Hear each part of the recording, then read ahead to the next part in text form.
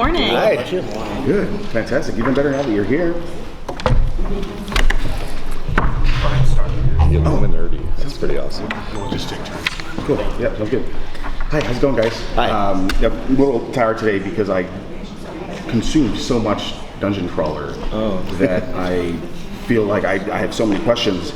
With, you were mentioning cosplay, you've seen cosplay Carls, we have webtoon Carl, we have audiobook Carl, we have hardback cover Carl experience with so many different experiences to take on Carl. Is this, how are you feeling? We're here at San Diego Comic-Con. Oh, it's insane.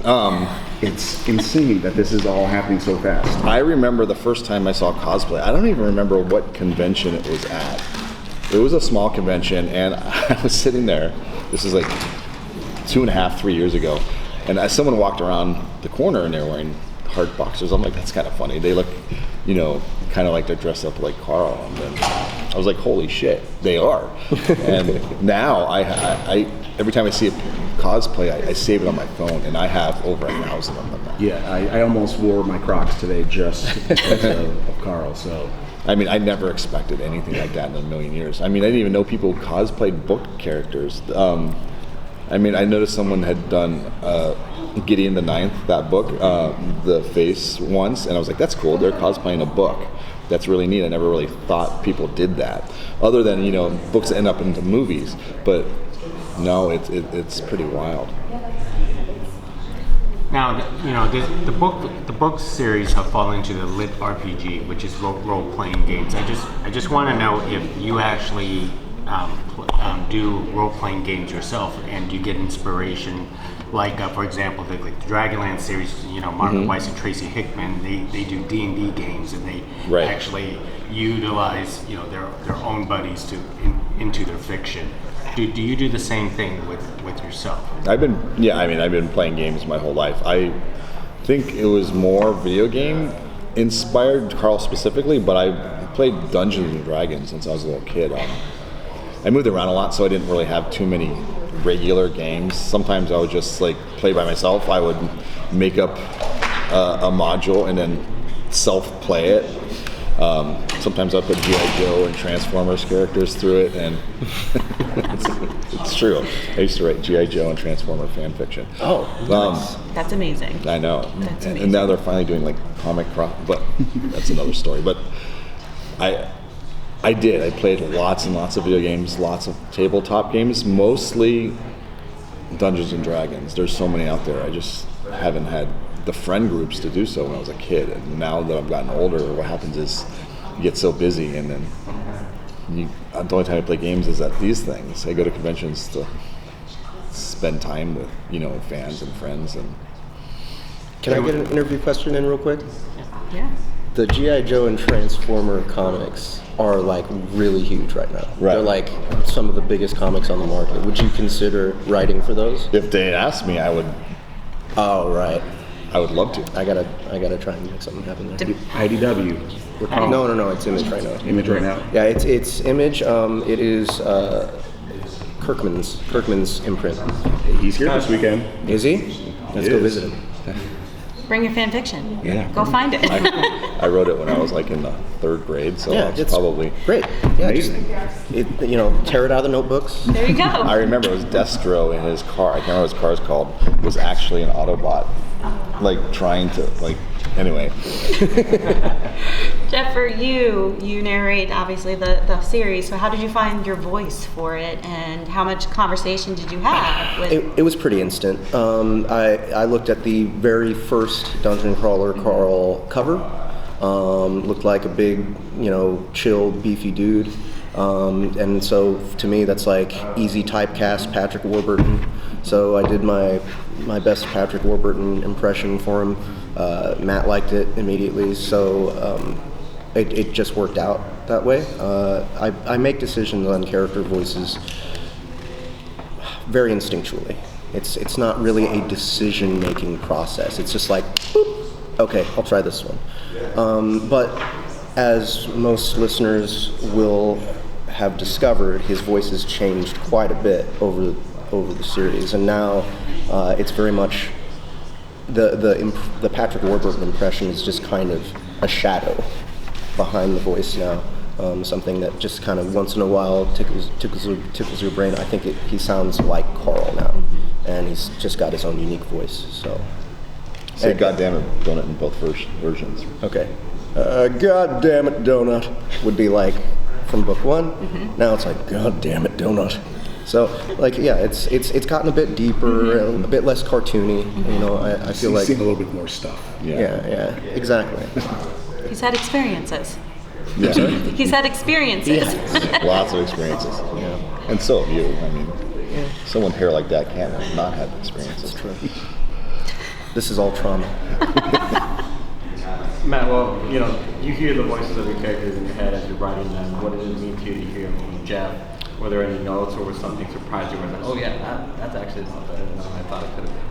Oh, wait, first off, it's terrible because now when I write, I have to keep coming up with new characters just to get his voices out of my head. When I write Carl and Donut and Ellie and Louie and all of them, like the reoccurring characters, all I hear is his voice literally while I'm typing it. I said this in the last interview, and I'll keep saying it. If I don't like the voice he does, I'll just kill the character. I'm sorry, that's one of my favorite things. It's absolutely true. You killed a bunch of patrons, Yeah. Everyone's on the table. Yeah, anyone's on the table. Yeah. I mean, you better keep your donut voice up. But Okay. All right. But a lot of times he does a voice and I don't have a voice in my head, and then I finally hear it and I think, it's perfect. His instincts are really good. That's what my favorite thing about Jeff is, that he actually understands the words as he reads them, as opposed to someone that's just reading for the sake of reading. A lot of times you listen to audiobooks and you can kind of tell that the narrator's kind of tuned out. They're on autopilot, and that's definitely not the case with Jeff. Yeah. Kind of like a two-part, just one for each of you real quick. With like how this is going to be one of the biggest fantasy, I think is going to be one of the biggest fantasy franchises that we're going to see in a long time. I think we're really going to have a cultural footstone here. It's such like a crowded space with like dungeon crawlers, like solo leveling, like the fantasy's back. We're doing TTRPGs and that kind of storytelling and everything. So for you, where do you see it ending? We have Invincible. We mentioned Kirkman earlier. Invincible 3v3 game is coming out. I can totally see us playing a video game based in this world. I think Carl's kind of like an everyman. So I think works very well in multiple genres, especially now with the webtoon. So where do you see it ending? Well, we do have the webtoon coming out. It's fantastic, by the way. Yeah, So good. I think so too. We may or may not have a live action television series coming out that's in development, and you never know what's going to happen with that stuff until it does. But we're also working on tabletop. Nothing cool to report just yet. I don't know if there's any movement in the video game space, but hopefully one day we will have that sort of stuff. Yeah, we're gonna have like toys and stuff. Yeah. I don't want to get too like in the merch weeds because I have to remember that I'm here because of what I do there in my room with the computer, and I have to focus on that. But I would like to see more stuff. I don't anticipate writing more novels once I'm done with like probably about 10 books, but I would like to see other stuff from other points of view that are concurrent with Carl. Yeah, I and think stuff one of the best things about the webtoon series for me is that it's a little bit more stylized than like you're back to like there's different versions of Carl, at least in my head. The webtoons is just the next one. Right, and it's very webtoon centric. Yeah, a lot of people didn't like it. Carl, but the webtoons fans. And I mean, as I'm sure, I did a deep dive on the TikTok, and I'm sure you see the reviews. And I was telling my buddy as I'm trying to get him into it that people were really like, "Why does he look so different?" But So like, young.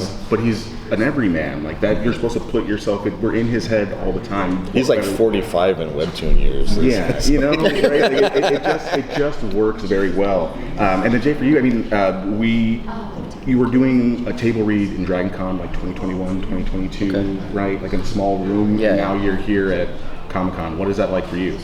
It's fantastic. I love it. Audible flew me out here. Yeah. And they did his hair. What is that like? Talk about They it. did his hair. They had a stylist come to my room yesterday and today. It's sick. They offered me a stylist. I was like, I'm not going to do that. And then he's all like, You know, You did this all yourself? Is that what you're saying? they offered, I accepted. But it's fantastic, and not only is it great to get support from outside, but my company has always been a proponent of back up our IP, especially if it's got traction, and so we do everything we can as well to promote Dungeon Crawler Carl. We threw our own convention last weekend, Lit Yeah. RPG Con. Yeah. And most of the attendees were Dungeon Crawler Carl fanatics, and being able to have this pillar of the genre under our umbrella has been an incredible boon, and I think even my favorite part is just how much of an effect we're having on people's lives. So many people have told me, I've listened to the entire series 6, 10, 20 times, and that's incredible to me because when I've always wanted to be a musician. Music is where I come from, and for me, I listen to my favorite albums over and over and over, and to put an audiobook in that realm where it's like it's people's comfort listen. It helps them get through the day, and all they want to do when they're finished is just start right back over. That is a gift I could never have imagined I could receive.